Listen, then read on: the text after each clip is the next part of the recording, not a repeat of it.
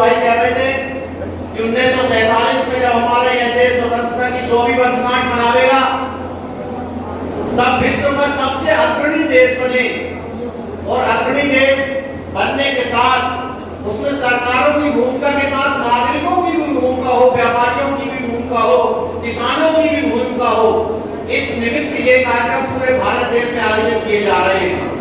हमको ज्ञात है कि आज हम विश्व की महाशक्तियों के साथ दौड़ में सम्मिलित होकर तीसरे स्थान पर पहुंच चुके हैं। यह कैसे संभव हुआ?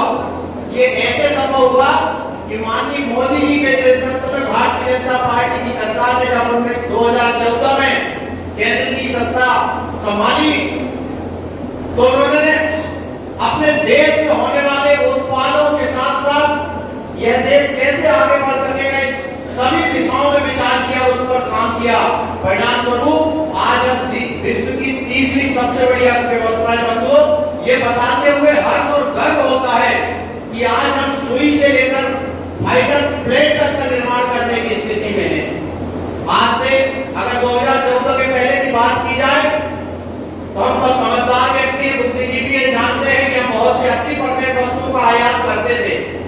निर्माण के क्षेत्र में भी हम बहुत पीछे थे, किंतु अब ये बताते हुए आपको हर्ष हो रहा है कि कोई देश यदि विश्व में सबसे संपन्न राष्ट्र बनता है तो वह राष्ट्र युद्ध सामग्री भी बना के बेचता है। आज एक गौरवशाली क्षण में है जब भारत युद्ध की सामग्रियों भी बनाने का काम कर रहा है, और शायद अभी 1 या 2 महीने के अंदर तेजस नाम के हमारे देश में बने हुए विमान भारत की सेना को समर्पित किए जाएंगे। यह गर्व का विषय है बंधुओं।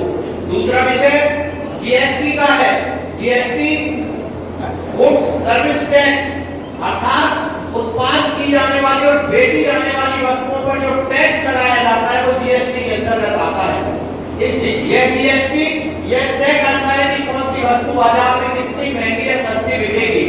माननीय मोदी जी ने और हमारी केंद्र सरकार ने भाजपा नेतृत्व ने यह तय किया कि टैक्स की मार से हमारा गरीब तबका, मध्यम वर्गीय तबका प्रभावित नहीं होना चाहिए बंधुओं।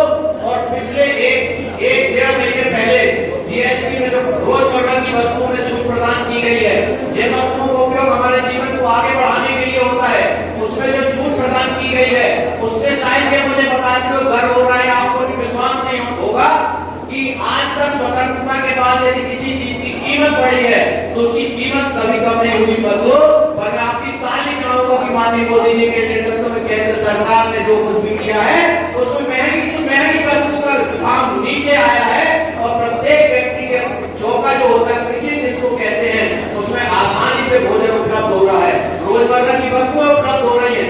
बस ये इसलिए संभव हुआ कि भारतीय जनता पार्टी की सरकार भारत की जनता की सरकार है, जिसका उद्देश्य सरकार चलाने के लिए राजनीतिक दल गठन करना नहीं है। भारतीय जनता पार्टी का गठन हुआ है भारतीय जनता के समृद्ध विकास के लिए और इस देश को विश्व गुरु बनाने के लिए, इस देश को सबसे अच्छी अर्थव्यवस्था बनाने के लिए, और इस दिशा में निरंतर हम चल रहे हैं। बंधुओं, आप देखिएगा कि जहां वस्तुओं की कीमत बढ़ती जाती है वहां वस्तुओं की कीमत कम करना आसान नहीं है, किंतु केंद्र सरकार ने यह किया, और किया किसके लिए? इस देश की गरीब और मध्यम वर्गीय जनता के लिए बंधुओं। और ये वाले कार्यक्रम जो हो रहे हैं, सिर्फ आत्मनिर्भर भारत में एक निवेदन करके अपनी बात समाप्त करूंगा कि किसी देश को आगे बढ़ने में दूसरा बिंदु एक आवश्यक और होता है, और वो एक बिंदु होता है कि हम अपने देश के अंदर बनी हुई वस्तुओं का उपयोग करें, जिसे कहा जाता है स्वदेशी, स्वदेशी, यानी अपने देश में बनी हुई वस्तुओं का, चाहे वो कोई भी चीज हो, सुई से लेकर साबुन हो, मशीनरी हो, गाड़ी हो, कपड़े हो, जूते हो, क्रीम हो, पाउडर हो, कोई भी वस्तु हो, यदि आप स्वदेशी इस्तेमाल करते हैं तो आपका पैसा, देश का पैसा देश के अंदर रहेगा, और आप विश्वास कर सकेंगे कि मोदी जी को ये एश्योर कर सकेंगे, विश्वास दिला सकेंगे कि आपका जो 2047 का जो सपना है कि ये देश विश्व का सबसे अग्रणी देश होगा, हमारी अर्थव्यवस्था विश्व की सबसे अग्रणी अर्थव्यवस्था होगी, और हमारे देश का नागरिक गरीबी की रेखा से उबर जाएगा। गरीबी शब्द हमारे बीच से हटना चाहिए, ऐसा प्रयास केंद्र की सरकार कर रही है, और इस प्रयास को यदि हमको आगे बढ़ाना है तो हम सबको सहयोग करना होगा, स्वदेशी वस्तुओं को अपनाना होगा। अंत में इसी बात को हमारे बीच में जो मुख्य वक्ता है और भी विस्तृत रखेंगे। मैं एक बात कहूंगा कि स्वदेशी वस्तु अपनाने का संकल्प अवश्य है और देश की योजनाएं जो देश को आगे बढ़ाने के लिए चल रही है उसमें अपना कर्तव्य एक इकाई अपने आप को देश की मान के आप चले और आगे बढ़ाएं। इन्हीं बातों के साथ अपनी बात को विराम देता हूँ। जय हिंद, जय भारत।